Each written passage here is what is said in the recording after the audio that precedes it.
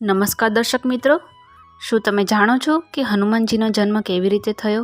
તો આજે આપણે આ વિડીયોમાં એના વિશે જાણીશું. તો સ્વાગત છે તમારું મારી ચેનલ પૌરાણિક કથા ટીવી પર.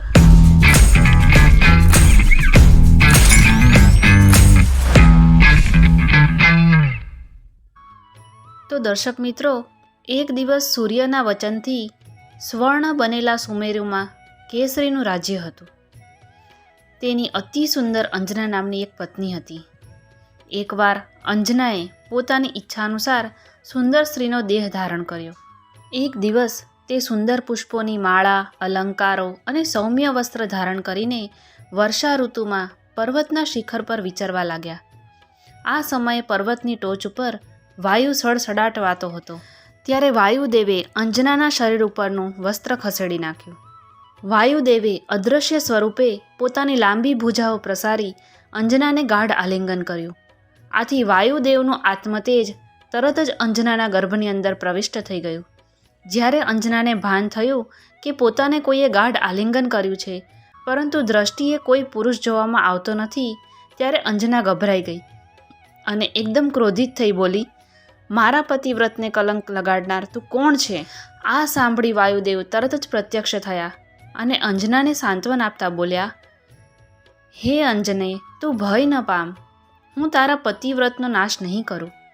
હે મહાયશસ્વીની, તારા પર મારું મન અત્યંત આસક્ત થવાથી મેં તને માત્ર આલિંગન જ કર્યું છે, પરંતુ તેથી તને મારા અંશ રૂપે એક મહાસમર્થ પુત્ર પ્રાપ્ત થશે.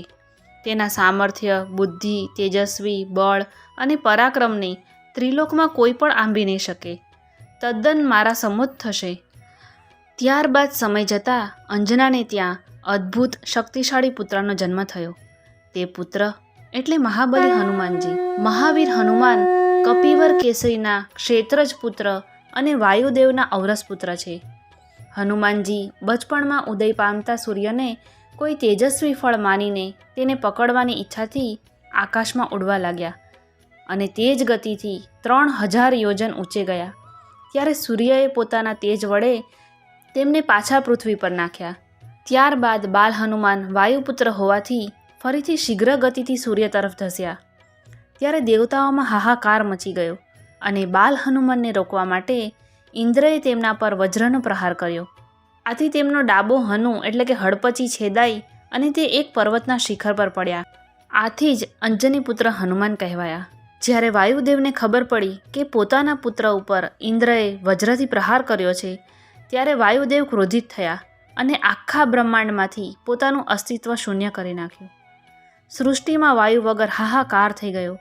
ત્યારે દેવતાઓએ સ્તુતિ કરી વાયુદેવને પ્રસન્ન કર્યા અને ત્યારે પ્રસન્ન થયેલા વાયુદેવે દેવતાઓને પોતાના પુત્રને વરદાન આપવા કહ્યું અને તરત જ બ્રહ્માજીએ વરદાન રૂપે હનુમાનજીનું શરીર વજ્રનું કરી દીધું અને સર્વ દેવતાઓએ પણ વિવિધ શક્તિઓ આપી. આ રીતે વરદાનના પ્રભાવથી આગળ જઈને હનુમાનજીએ અનેક પરાક્રમના કામ કર્યા. આવા જ બીજા ધાર્મિક વિડીયો સાથે મારી ચેનલને સબસ્ક્રાઈબ કરો.